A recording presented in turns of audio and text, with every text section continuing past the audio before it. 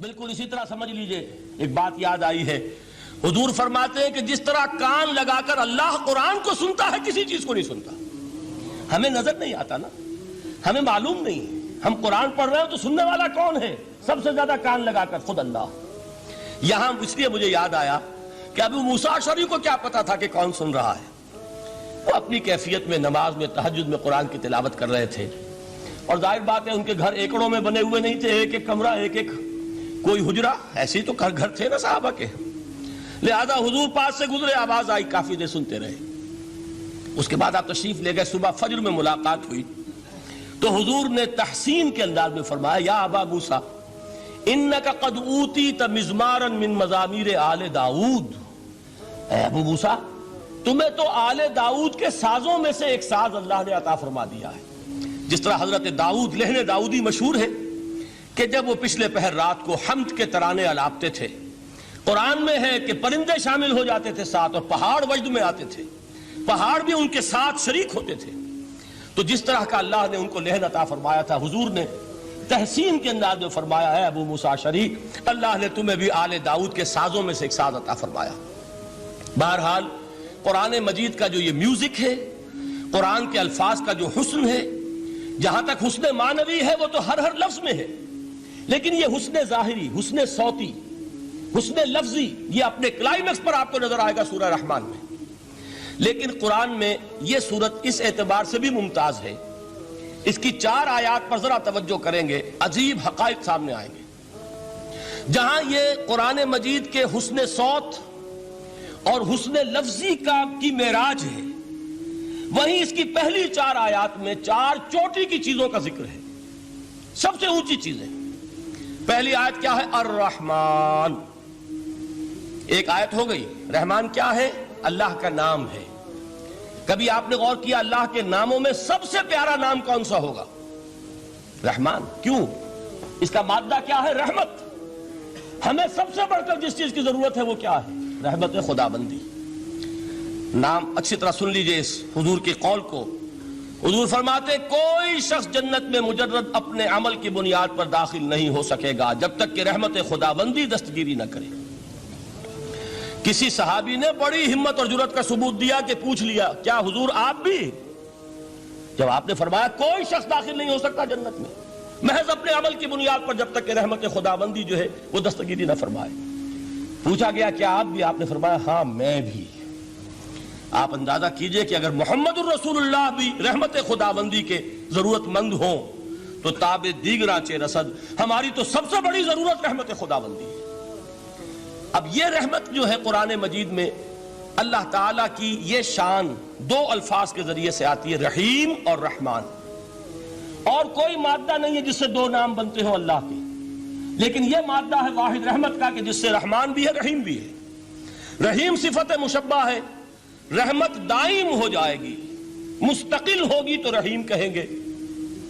اور رحمان، اس میں رحمت کی ہے وہ شان ہے کہ جیسے ٹھاٹھے مارتا ہوا سمندر ہو، ہیجان کی کیفیت، طوفانی کیفیت، رحمت خداوندی کا طوفانی جوش، وہ ہے رحمان۔ آپ تو رہتے اس علاقے میں ہیں، آپ کو معلوم ہے عرب اگر بھوکا مرا جا رہا ہو تو کیا کہے گا؟ انا جوعان۔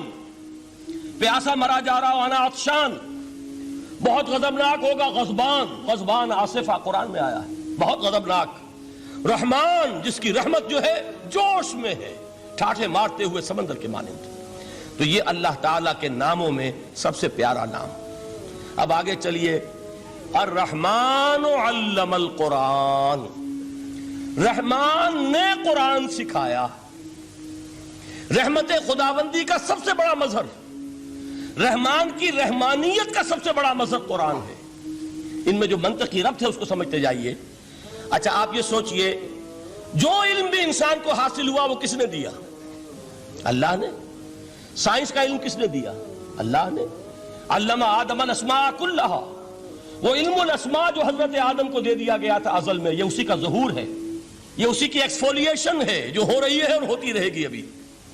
اور دوسرے علم ہے وہ کس نے دی؟ اللہ نے دی۔ لا یحیطون بشیء من علمہ الا بما شاء، مخلوق میں سے کوئی اللہ کے علم میں سے کسی شے کا احاطہ نہیں کر سکتا مگر وہ جتنا اللہ دینا چاہے۔ لیکن یہ کہ تمام علوم میں چوٹی کا علم قرآن. نوٹ کرتے جائیے، اب چوٹی کی چیزیں جمع کیجئے. اللہ کے ناموں میں چوٹی کا نام رحمان. اللہ نے جو کچھ انسان کو سکھایا اس میں چوٹی کا علم قرآن. خلق الانسان، انسان کو پیدا فرمایا.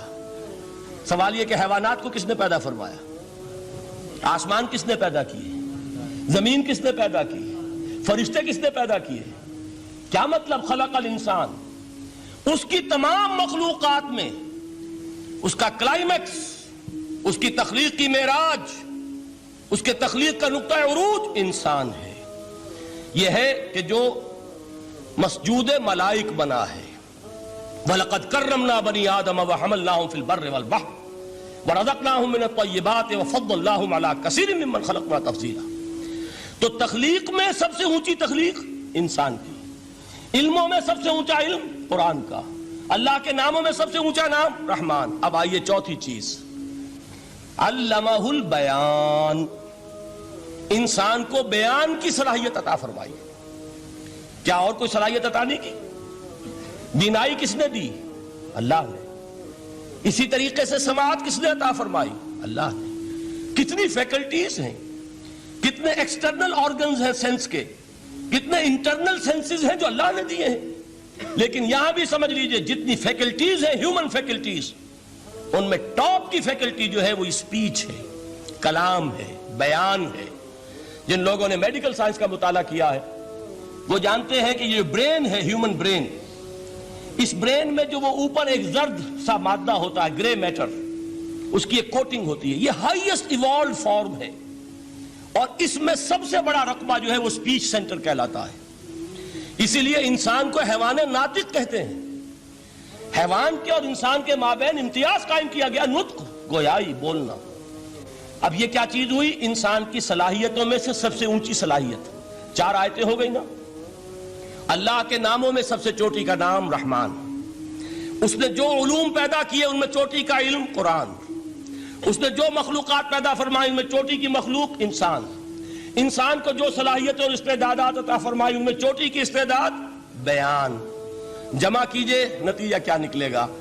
وہ نتیجہ ایک حدیث نبوی کی شکل میں سامنے آتا ہے. پہلی حدیث میں نے یہی پڑھی تھی، اس کے راوی کون ہے؟ عثمان ابن عفان. میں حیران ہوتا ہوں وہ قافیہ یہاں بھی موجود ہے، رحمان، قرآن، بیان، انسان، عثمان، عفان. باپ کا نام بھی اسی وزن پر ہے، عثمان ابن عفان. عن عثمان ابن عفان رضی اللہ تعالی عنہ قال قال رسول اللہ صلی اللہ علیہ وسلم.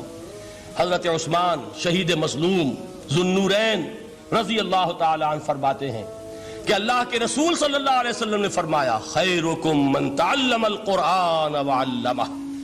تم میں سے بہترین لوگ وہ ہیں جو قرآن سیکھیں اور سکھائیں.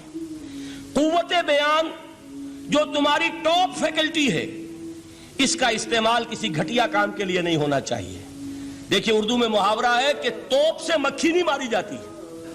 توپ بنائی گئی ہے کسی بڑی شے کے لیے، مکھی مارنے کے لیے توپ استعمال نہیں ہوتی. یہ قوت بیان جو ہے، جو ٹاپ موسٹ فیکلٹی ہے ہیومن، جو فیکلٹیز ہیں ان میں سے، اس کا استعمال بھی ٹاپ موسٹ ہونا چاہیے. قرآن کو بیان کرو. وہ جیسے کہ علامہ اقبال نے کہا ہے، بلکہ غالباً ان کے قبر پر آس پاس جو اشعار لکھے ہوئے ان میں سے ایک یہ بھی ہے، اگر یک قطرہ خونداری، اگر مشتے پرے داری، بیابامن تو آموزم طریق شاہ بازی را.